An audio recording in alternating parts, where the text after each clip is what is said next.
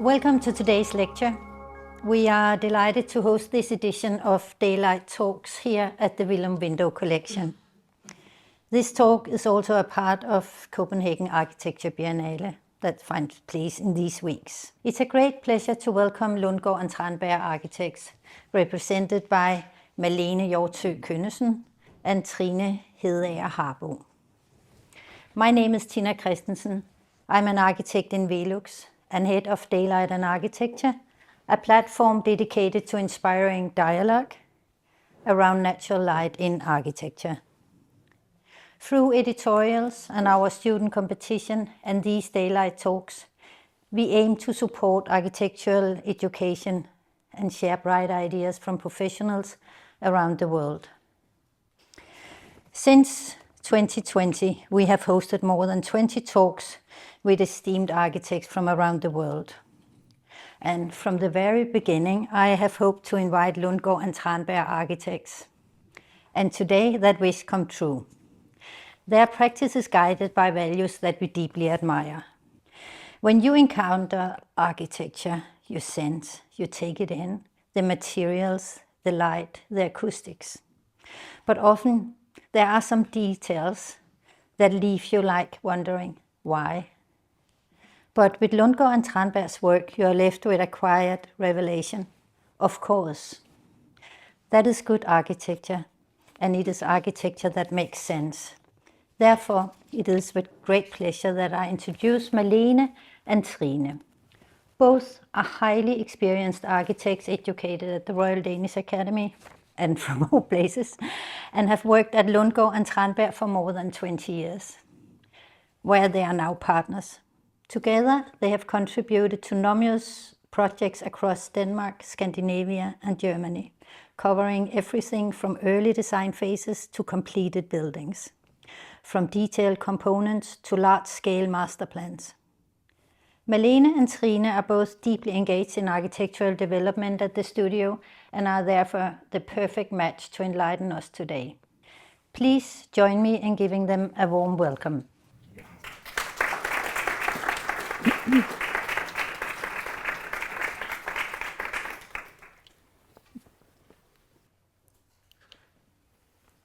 Thank you, Tina, for the kind words, and thank you to Villum and VELUX Foundation for inviting us here today. We are very delighted to be here, and thank you to all of you coming here to listen to what we have to say about architecture. It's what we live and breathe for, so we can talk for hours, so maybe we should keep it to a few words. Our company, Lundgaard and Tranberg, was founded in Copenhagen in 1985 by the two architects Bøje Lundgaard and Lene Tranberg. Our firm works with the development and realization of architecture in the form of building, urban and landscape planning, and product design. We work with both new buildings, transformation, and restoration projects. In each and every project, we aim to create visionary, site-specific, and sensuous architecture that makes a positive contribution to people's lives and the community at large. We are rooted in the Nordic architecture tradition with humanism and craftsmanship as core values. We have an awareness that architecture and culture originally springs from nature, and projects should have a strong relation to the site. They should give back more than they take. Yeah, this is us. We are a big or medium-sized architecture firm, about 65 at the moment, and we work with a large span of projects. And today we're going to show you just 4 projects out of a lot of projects. Malene is going to talk about 2 projects that we're working on currently, so they're not completed. And I'm going to talk about 2 completed projects, just to give you a sense of the width of what we do. Yes, thank you, Trine. The first project I'm going to talk to you about is the Viking Ship Museum, and we did the competition in 23. And we were so lucky to win the competition, and it was a very important assignment for us, of course.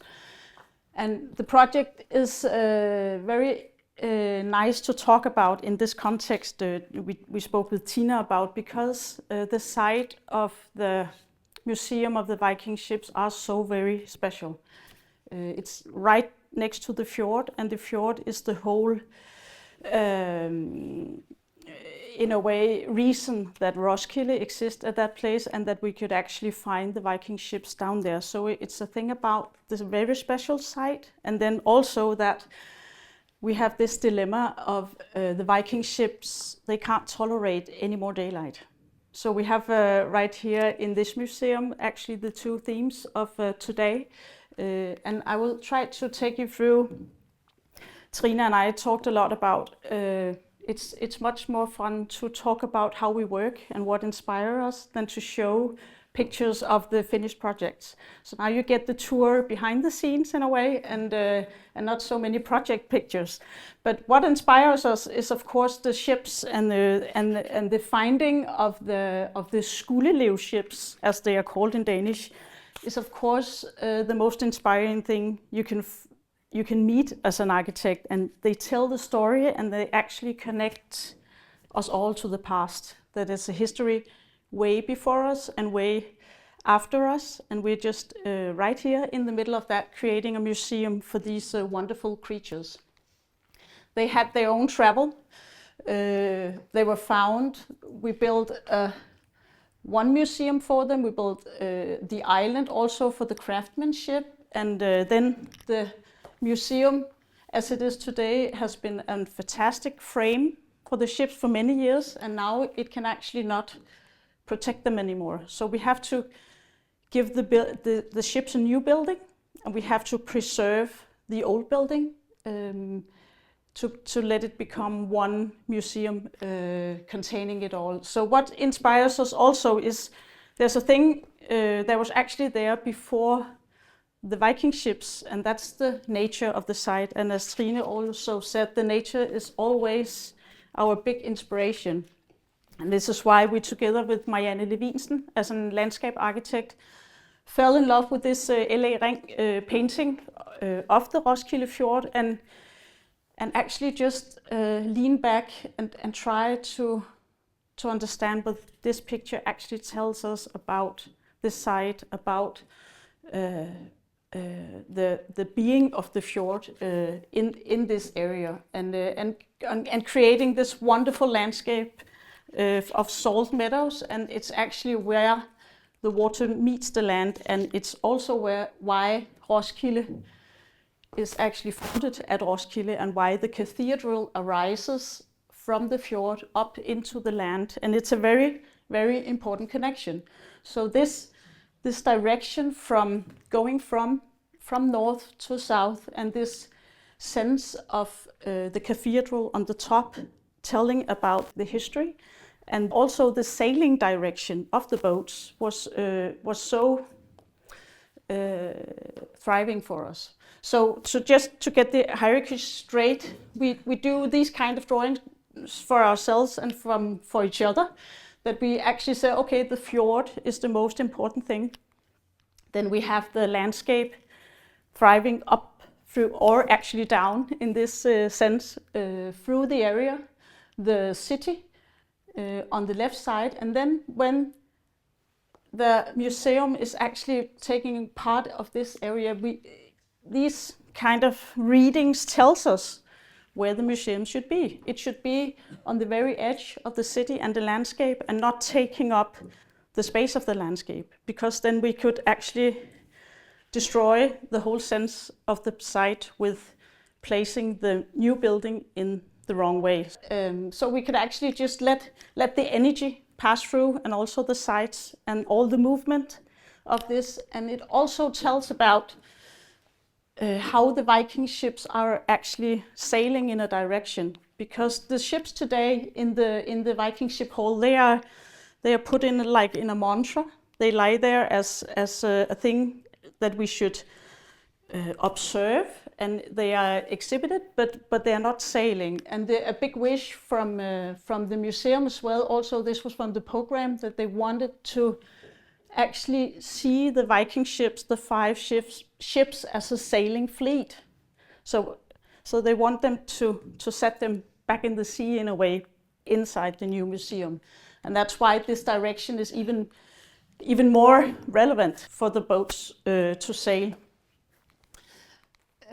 So this is the site plan, and watch the landscape is binding, the nature is binding it all together, and it's connecting everything. And the thing is that we have 3 different buildings or sites. We have the old hall, we have the island where they build ships today, and we have the new museum.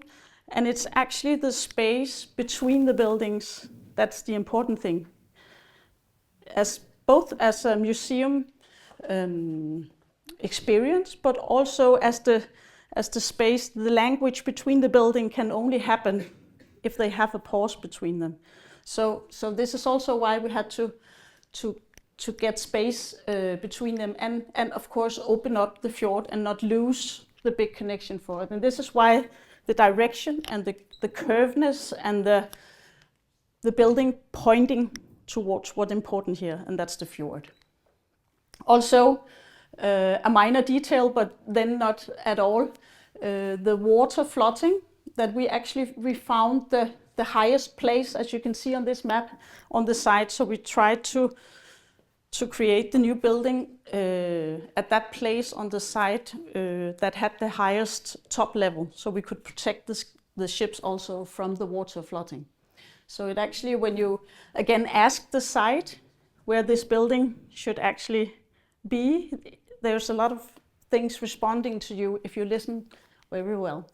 So, and then the landscape projects, we have 4 projects today, and this is actually a whole lecture by itself by Marianne Levinsen, how the landscape is a beautiful nature site with a lot of different species, and a lot of the museum activities is going to be out there. But I will actually just skip it today, but just to your eyes will keep in mind that this is actually the biggest part of the museum in a way. Here we have the structure, the fjord, the wooden structure pointing towards the cathedral. And this was what we seeked in this project, this kind of combination of elements. And then, of course, we have to understand the building, we have the tectonics of the skoleelev ships. We also have the tectonics of choosing wood as a material. It behaves in a certain way, and we were also inspired by the old Viking ship hull that has concrete as a material. And the concrete material is about large spans, it's about huge columns, and has one kind of language, whereas the wooden structure of a boat, but also of the new museum, is a much lighter and tighter way of building, because that's how wood works. That it wants to be together in a rhythm and in a way, and create a span in a whole different way than concrete would do. But the language is still based on tectonics, as the ships are as well.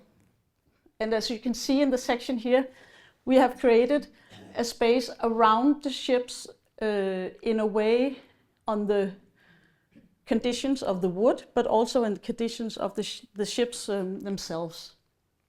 And that's what you see in this picture. And also another architectural important element in this is, of course, the roof, because it speaks about protection. And this is also what you want to tell from the outside, that you can't see the ships from the outside and in, but you can tell that you are protecting something and you are covering a secret thing in there, so you actually want to go in. And then to the plan, I won't actually the entering of the museum. We had a lot of discussion with the in the competition with this, because we wanted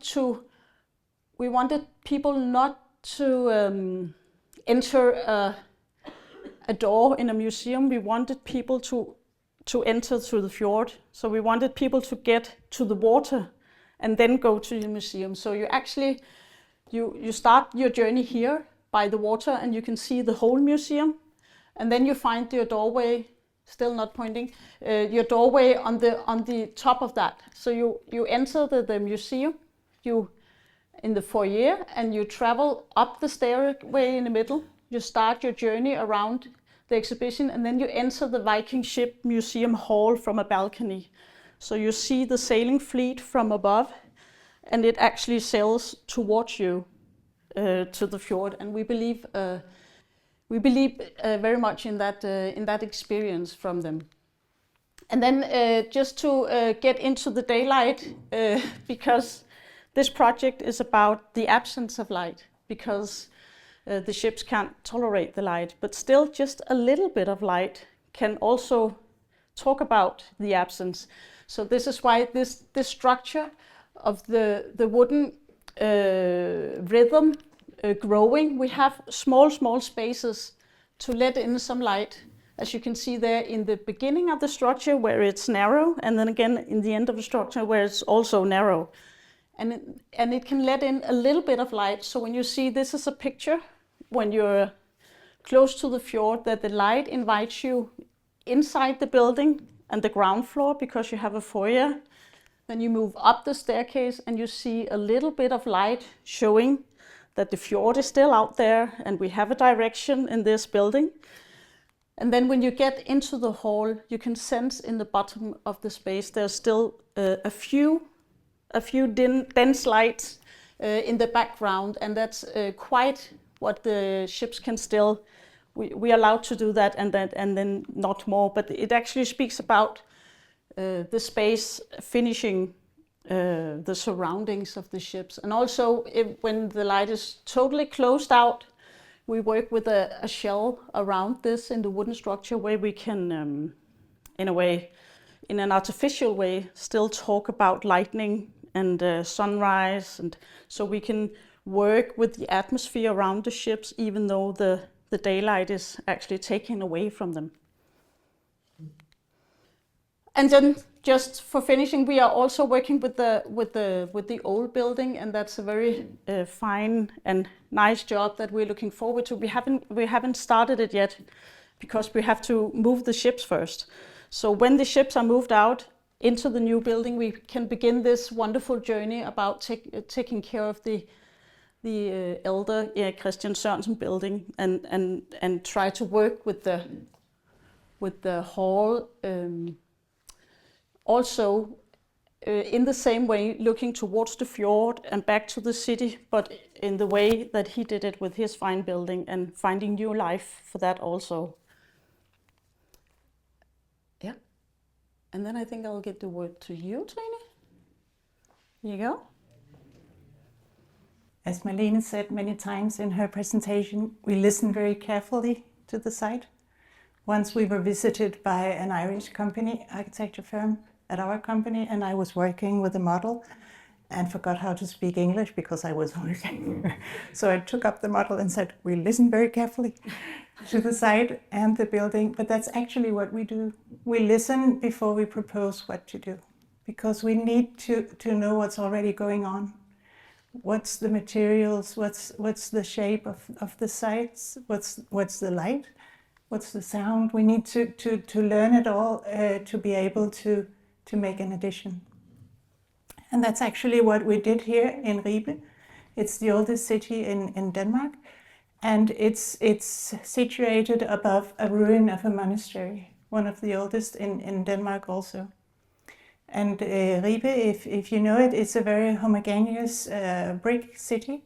So of course we wanted to do a brick building. But the building was situated over a ruin, so we needed to use brick in an untraditional way. So we lifted up the structure and used hanging bricks, which is not normal for a brick, but needed in this assignment to emphasize the ruin. So yeah, so you can see the brick hanging here on the structure above the ruin underneath.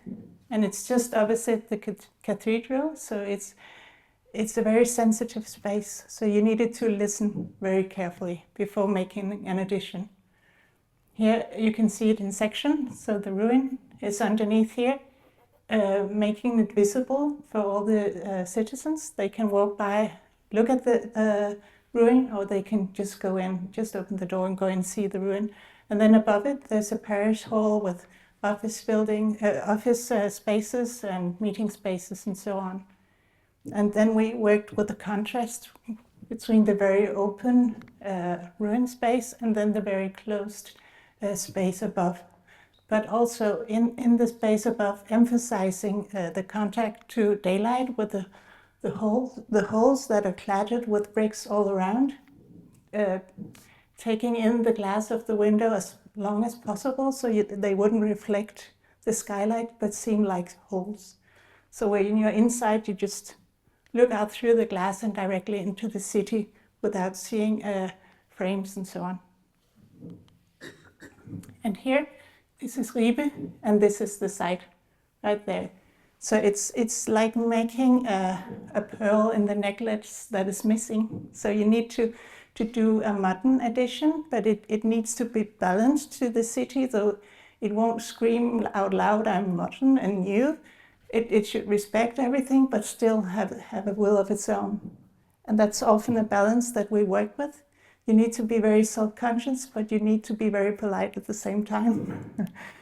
So these are pictures from the ruin. You can see it here, letting in a lot of daylight. And here, in very close contact to the buildings surrounding it. And you can see all kinds of different brickworks, but they're all related through texture, color, and tradition. Here it is, above, here, in close contact to the cathedral. In this time, we have climate crisis. We have to be sustainable. We have to, and in a way, we have always felt that we have worked like that in trying to connect to the nature, but it changes all the time still. How do we react to it? And what we practice very much these days is to lift up nature as the way most important thing of all. And how can we design architecture? And we actually don't really like the word design either, but how can we create architecture that connects to the nature in a way that it doesn't overtake it, but having the hierarchy still right. So how far can we thrive this process of architecture learning from nature? And we're trying that with this new project at Tuborg Strandeng. It's about Svanemøllebugten, and we are working on the last side of that, just remembering that this is the first open space when coming out of Copenhagen that you actually see the water and the skyline is opening. And that's a huge responsibility. So we're trying to take the last square meters from the plan and move it back in the country in a way. So this is the plan we made, I think, 20 years ago or so. A plan that tried to give nature more space and leave less space to the built square meters. And we actually try now to make this plan even stronger by moving the last square meters from the coastline and back into the country to see if we can make it lower and create it even more in combination with nature. This is a painting, again a painting actually, we found from this area. It's from 1868, and we feel obligated when we see pictures like this, because this is the nature that was before. And if we would pull back all our activities as people, as persons, this will be the nature that would be there still. So we have to listen to this. And what we try is actually to create an architecture that arises from the topography of the landscape and rise up levels of nature back in the country and lift up in a way the landscape that we try to build upon. So this is a rendering of the site, what we dream about, that quite a huge structure divides into smaller buildings and connects to the area with huge roofs that are solid, but also again protective in a way, and emphasizes the horizontality of this area, because that's what you experience when you come out there. you experience the horizon, and you experience the sea. And this is why we start by investigating the sea area. And we actually had a diver out there, and we were very surprised that it's actually quite lively underneath the water. So there's a lot of plants and there's a lot of animals that we have to take care. And that's so we look at the landscape as a huge coastline and a huge sea. And then in the back, the dark green area is the more, it's closer and it's more planted, and there has a lot of trees. And then we have the salt meadow as the light green area. It's more open and can absorb a lot of water. And then just a diagram, this is the woods. And I have to remember to say that this project we do with SLA, landscape architects. So this is also their material. The wood structure in the back, the salt meadow on the top of it, and then the sea area on the right side, pointing towards the east. And what you see here is actually the inspiration of the landscape of plateaus rising, as they do in nature.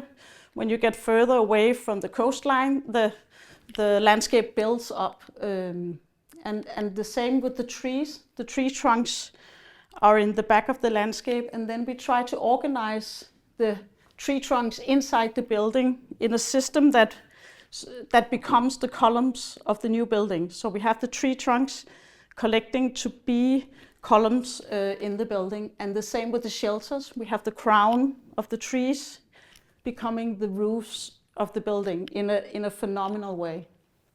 And we have special places when we experience nature, as well as we have special places inside the building, and I will get back to that.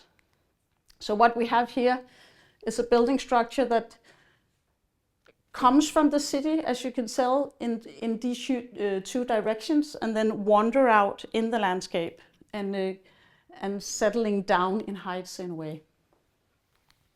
So the architecture of a project like this is about the roofs and the constructions of protecting actually people, but also emphasize that the daylight is coming from the horizon, for one thing, and also from the sky. So it's a connection of the horizontal light and the vertical light. And that's actually the main idea of it. We call this sketch Pantarei, that everything flows like it does in nature. And everything flows horizontally, and then the light comes from the sky, and it can, and like the space we're in now, it can tell us about a world that is bigger than what we see in the horizon, and it's a shelter as well. So this is the plan for a new huge office building actually, but we try to let it be nature that has in a way decided where it should actually find itself and how we should experience the area with it. And here you see how the nature is lifted up in different movements, becoming smaller buildings from a large building arising. And this is what I talked about before, that almost from every space in this area you have the horizontal view, and you can see a lot of nature out there, and then the spaces are lifting themselves up in roofs and showing the sky. So you have this combination of horizontality and the roofs that are vertical. And then a lot of actually energy on the, this is a working area for a lot of people. So we need a lot of daylight, of course, for people working. And you can do that with a huge facade area, like in a box. We see that a lot. It's also very sustainable. But we wanted the contact to the nature and to the horizon, so we folded around in a way the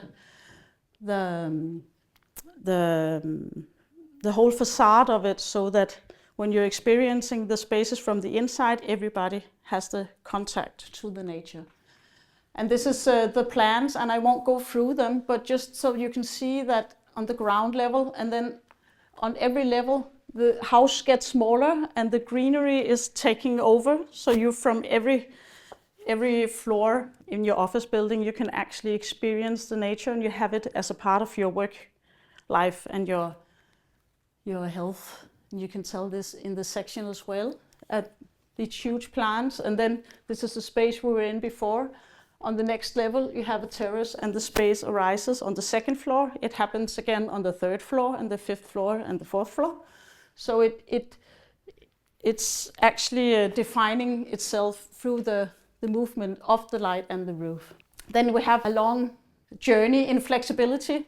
Of course, you have to say that if you can work a lot of people inside a building in a way that everybody is situated in closed areas, you can open some of them, and you can actually sit in a more smooth area. And it's just to show that a structure like this, if it belongs to something that is bigger than the workplace itself, it contains a lot of life going into the future in many different directions that we can't guess it and we can't tell it, but we can make sure that it can happen over time. So this is just views of how a office space could look like in a building like this. The wood structure, the view of the nature, and the horizontal way of taking in the light in the space. And from the outside, just to see that what we try with this project is to drive all the biomaterials. We know that we have to work with wood, we have to work with clay, we have to work with a whole lot of new materials, and we have to test them for fire, for structure, for water, from very different things, and we try with this project to push these borders also for what we actually know and what we can do with materials that we have known for hundreds of years. And I think I will just take you through these pictures. Of course, we work a lot of, we're trying with mock-ups to see how our building is, and this is where we are right now, testing the columns, testing the facades, drawing in details also before we build, and testing. This is a fire test on the SBE to see how far can we pressure a wall that's built of clay and wood and not concrete without burning, and it can take a lot of fire actually, this wall, so that's quite nice.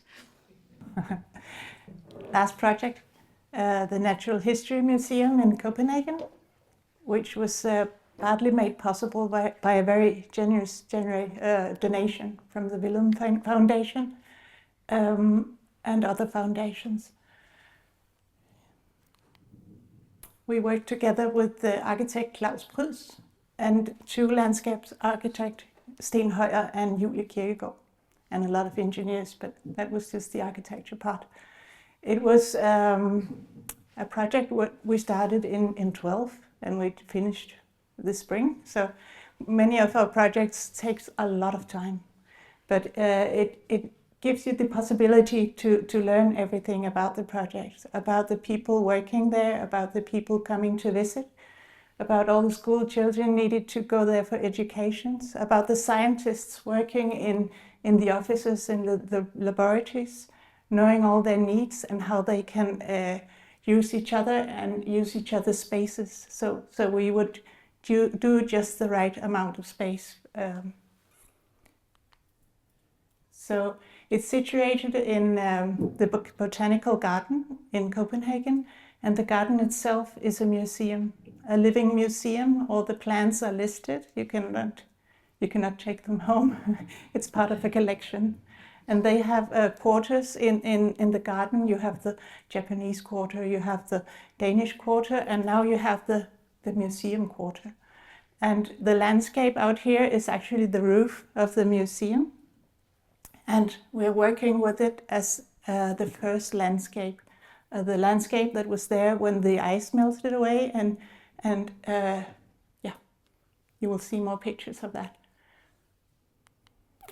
Here you can see this is obviously the botanical garden, and that's the museum. So it sort of blends in with the geometry, but also it it's this both blending in and being very self-conscious. It's always a balance, and if you start wondering, it's nice for us because then it means that you pay attention and we awoke some of your senses, because that's also what we work a lot with, your senses.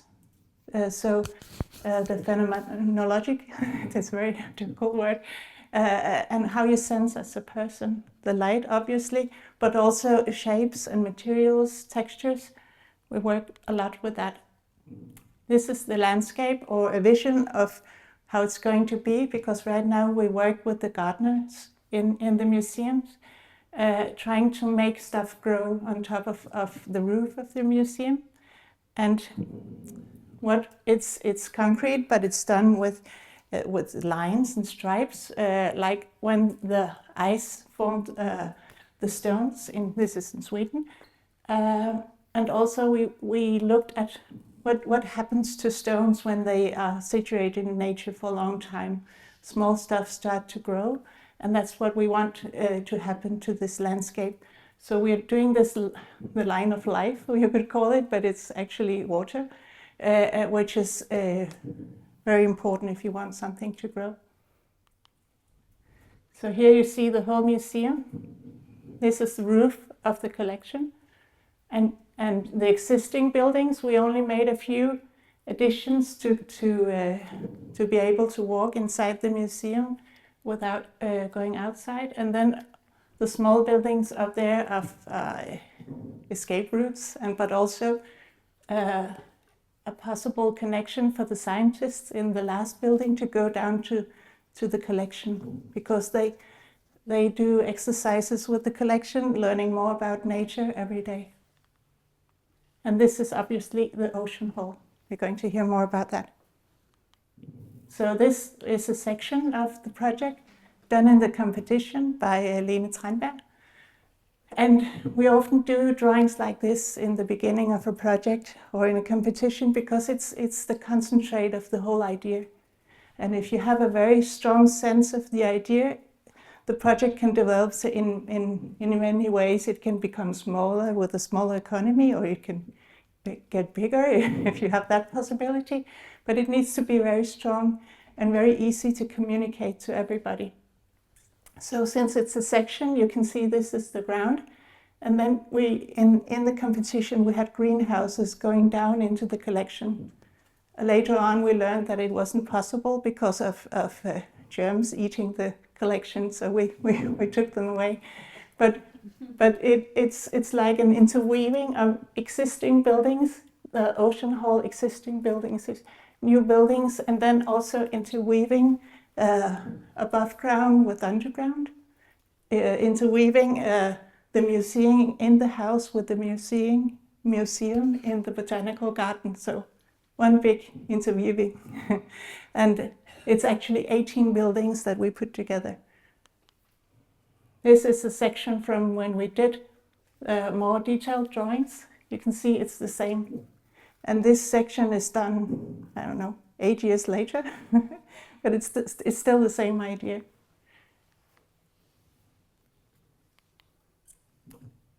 This is the entrance plan of the museum. So you move through the botanical garden, or coming from the street, coming from the other street, and you go into the museum.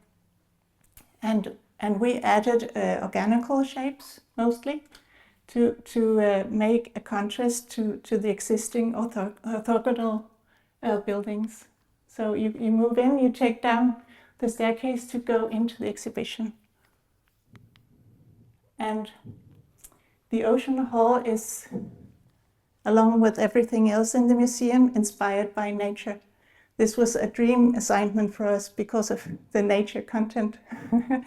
So we looked at animals and plants, and how do they put on their scales to do these organical shapes, because it's the same component, but it can do a lot of different shapes.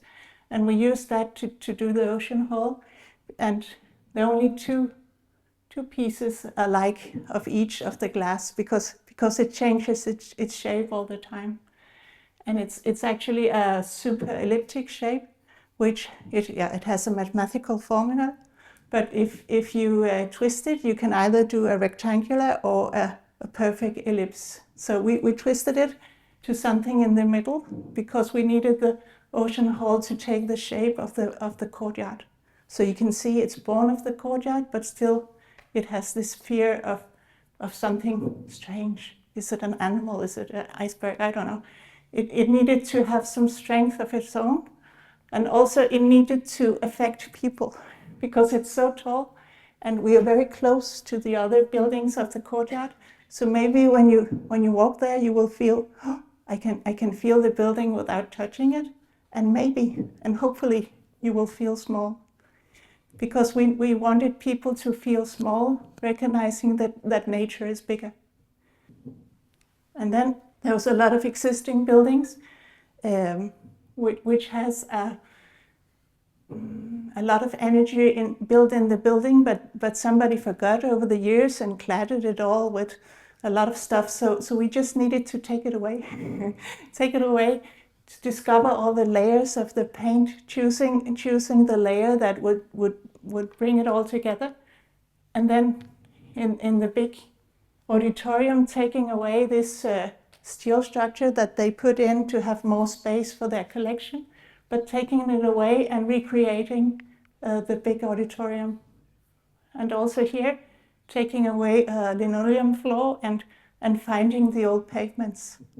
And somebody asked us, well, are you not going to change it because it has holes and it's very old? And but we said, oh, we actually like it because it shows that time is a factor in our buildings. So we just mended the holes and kept the tiles.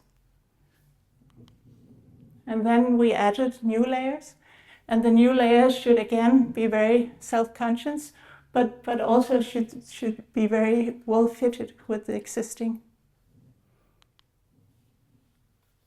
So it's often a contrast, but still it works together. And this steel handrail, for example, has a lot of details that many modern steel railings doesn't. But it's because it goes into a historical building. But still, you can obviously see that it's new. So it's again a balance that we work with.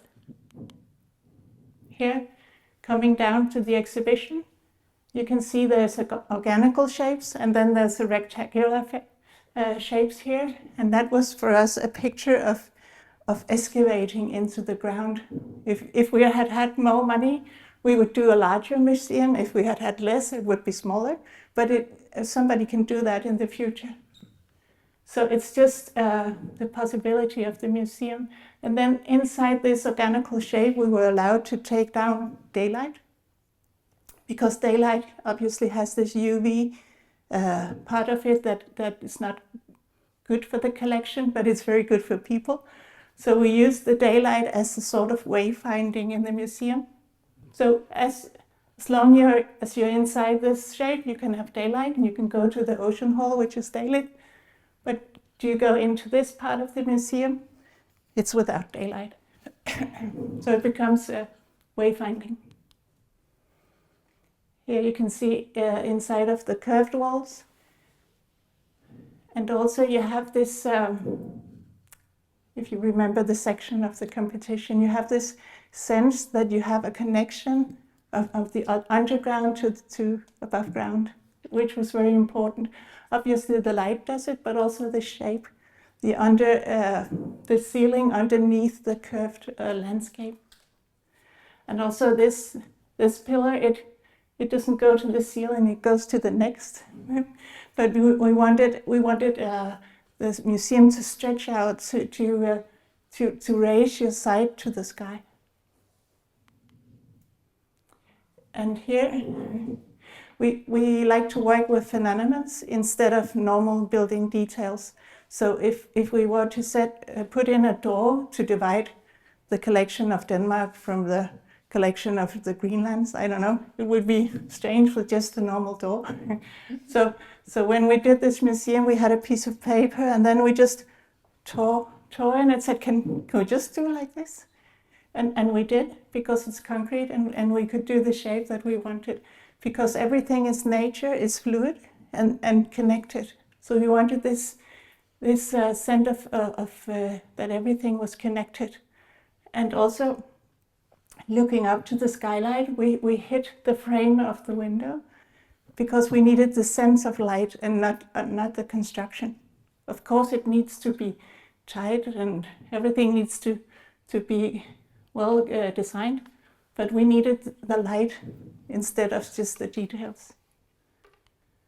And then we work with those the very rough and the very refined in a very playful manner. And actually, if you invent this,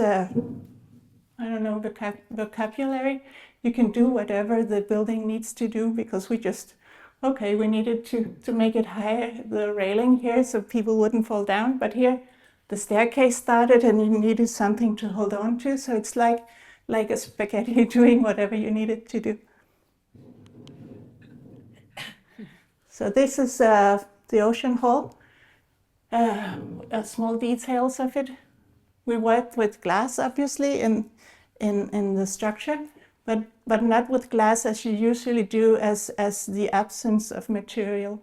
We wanted to work with glass as a material, something visible, something tactile, and something that has the history that it had been liquid, but that it was frozen. So it was like a living material. Also, we needed to put in curtains in the dome for 2 reasons, or actually 3 reasons. One reason being that we couldn't show the steel structure because it would interfere with the skeletons of the whales. Also, we needed to put in some curtains that would regulate the sound of the hole. And lastly, we needed to dim the light so the sun wouldn't disturb the exhibition. And we worked with the woven steel curtains to reflect the light, actually. So when you're in the room, you have this feeling of being underwater. Here, one of the first visualizations, and then the finished room. So if you have ever been underwater, maybe diving, you can go here on the sand, and if you look straight, it becomes darker and darker. But if you look up, it becomes lighter and lighter. And that was the idea. So you should have a sense of being underwater in the ocean. Yeah, looking straight up. And that's the last picture.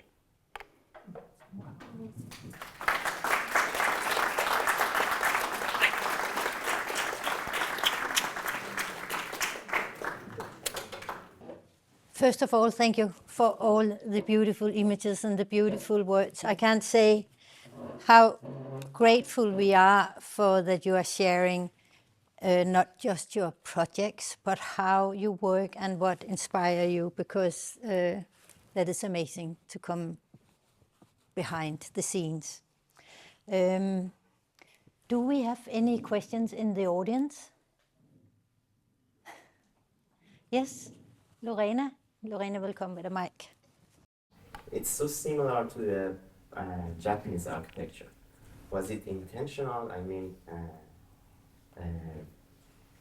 were you conscious about it? Or is it just because of you wanted to be close to nature? Thank you. Thank you for a question. Maybe I should try to answer it. It has been a discussion we had in the office after, in a way, that the project had arisen, because we like to work with the roof as a perception of the nature, and it's actually, we also discussed why is it that we think Japan, when we work with the overhang and the inside and the outside, because of course it's Japanese, but it's also quite Nordic. We just forgot in a way. So I think it hasn't been, of course it has been an inspiration in our minds somewhere, but it became a project by looking outside to the nature and to the horizontality, and working with, because what the overhang actually do is to protect the wooden facade. And we need to do this in our climate. So it's such a natural thing. And what the overhang also does is to screen for the daylight, for the high daylight, to get into the building. So it has so many reasons for being there.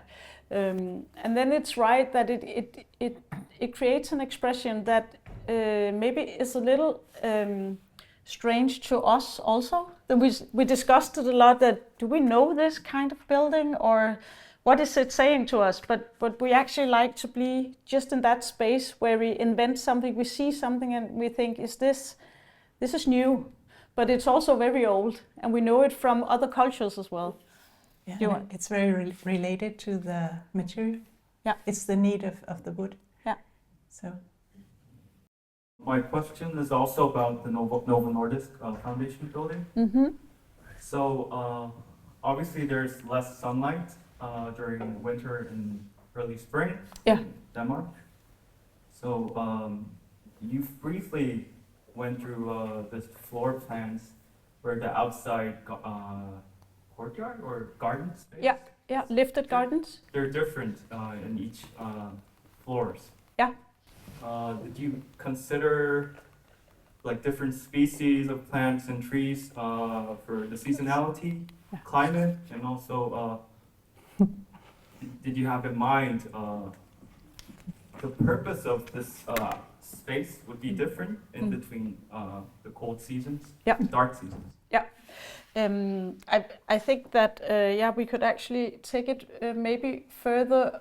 This is the courtyards and the roof gardens that you speak about, and I would wish that SLA was here to talk about species, because it's actually a whole lecture of different species throughout the year, and what happens when the leaves are there and when the leaves are gone.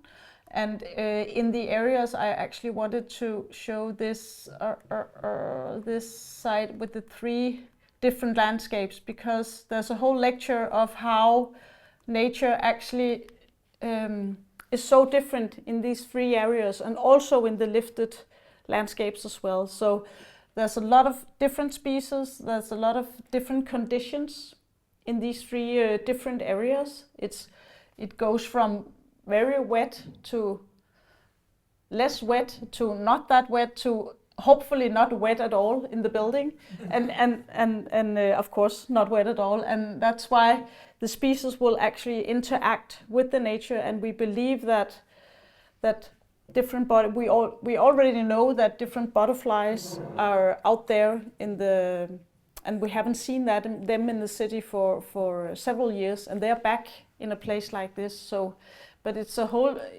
and it actually what Novo Fonden wants to do with this area. They are so excited about creating also homes for species that we have forgotten in the city, and maybe for new species also to evolve. Just a word to this with the Japanese architecture. If you go to the open air museum in Denmark, you will actually find Swedish buildings, now Swedish buildings, before Danish, and also a building from the northern Germany that works with the same kind of protection and roof. And as you say, it is just common sense. It is in the material. And it's also in our history. It's in our history. Yeah.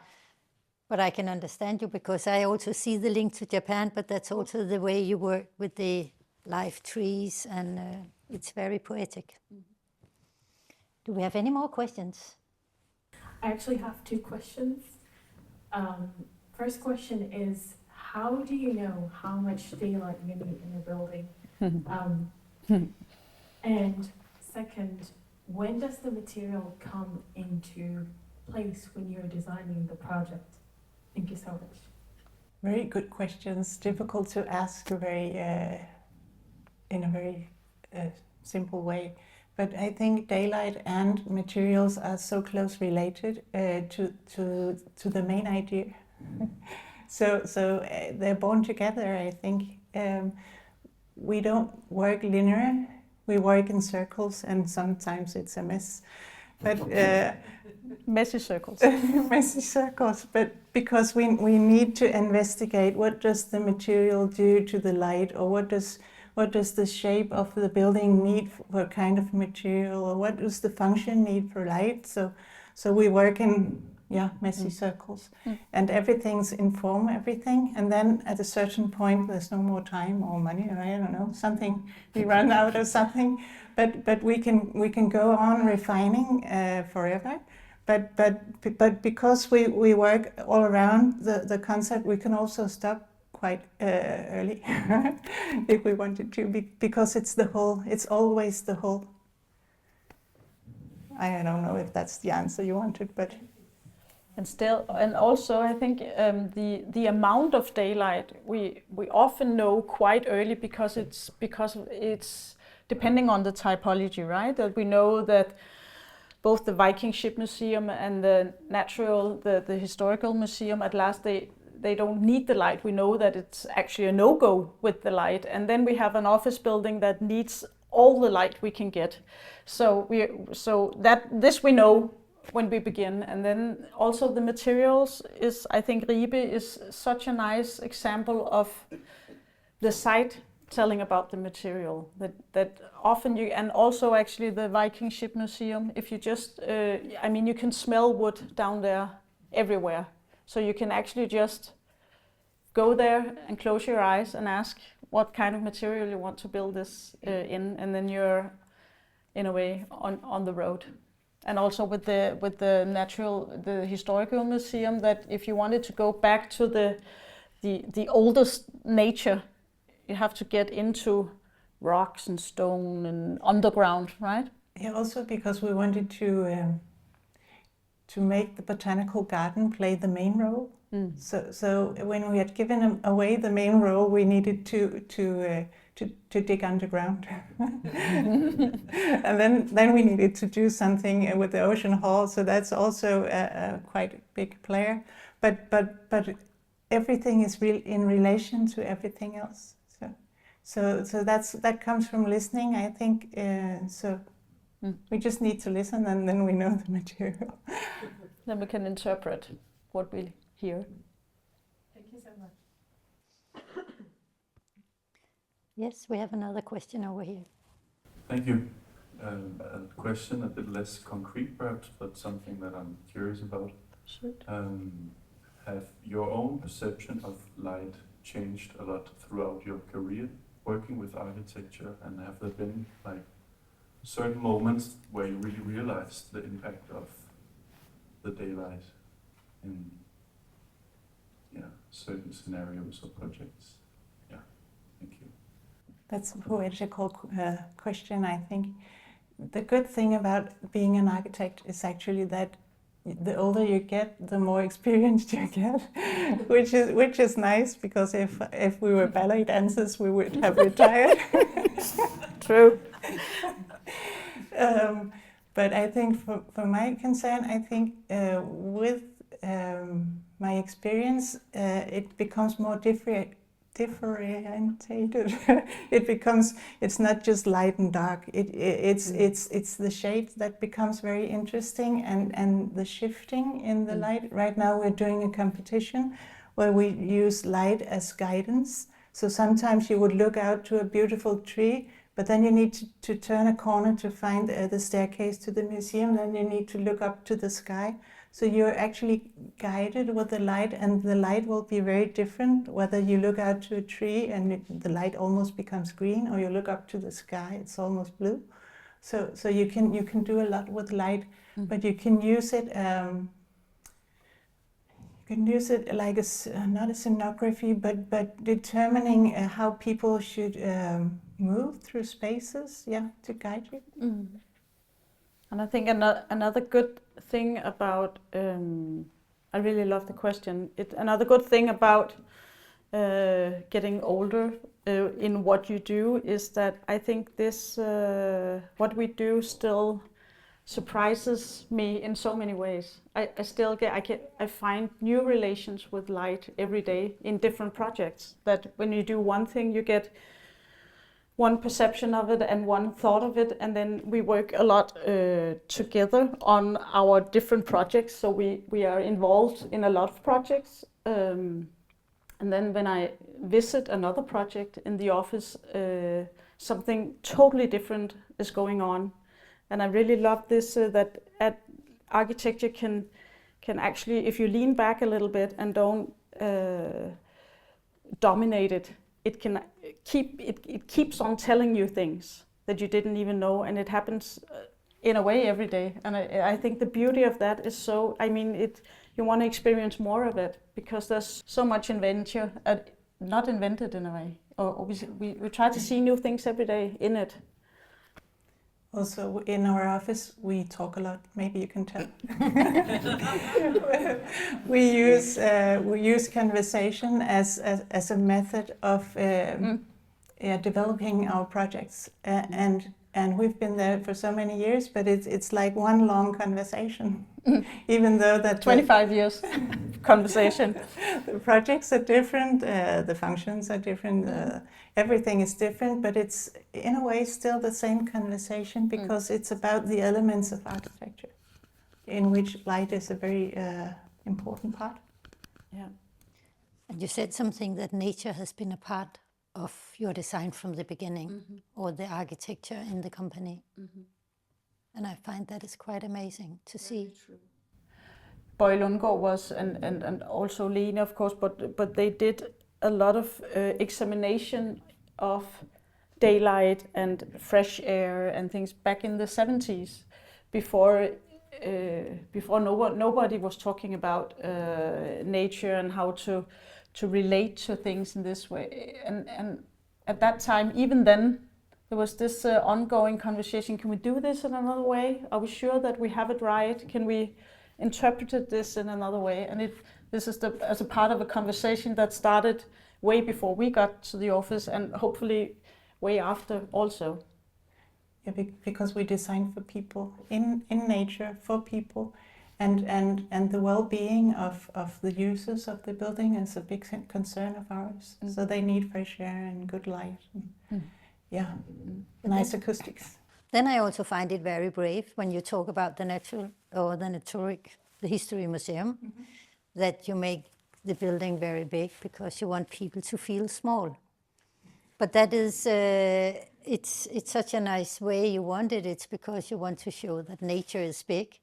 Because historically, when you made buildings to be big, to make people feel small, it was for another case. It was power. Yeah, it was that power. was power, but nature has so the power beautiful, now. it's so poetic, yeah. Also, of course, it was the function of the room, because they needed to exhibit whales, at least in the beginning they did. And you needed to see them from underneath. Yeah. But it's interesting to feel small sometimes, because we think we're kings of the world, and in many ways we are. But if we start to listen a bit more and realize that we are so connected and dependent on nature, then maybe we will act otherwise. I think there's a lot of answers in the humbleness of actually stepping back a bit. And also in the Viking Ship Museum, we actually, it's all about stepping aside from nature. Instead of taking in the space, you step aside from the space. There's a lot of learning in the humbleness. I think we should leave this as the nice ending words. We will make space for nature and be more humble. But thanks a lot for an amazing lecture.